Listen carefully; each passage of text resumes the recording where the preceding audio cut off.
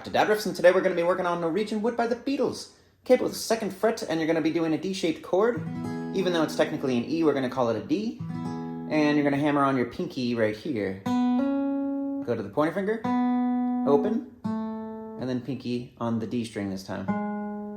Pointer finger right here, open G, back to the pinky, and then open D. And then you got your pointer finger right here, open G, and then you got open A.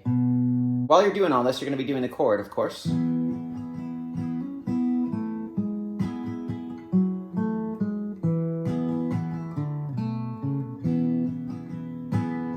can do little hammer-ons too to make it sound a little more fancy. Now right there, I took my pointer finger off and left it off. Sounds really sour, it's pretty cool. Or you can just put it back on if it's too sour. I'm pretty sure he leaves it off. Then you got an F major. However, it's not really an F major, we're just gonna call it that. And then you got a D minor this time. And then a G major. And then you got that F again.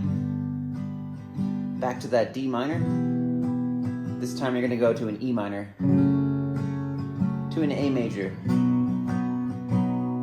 Yes, and that's the whole thing. Very simple song. Very cool, very cool.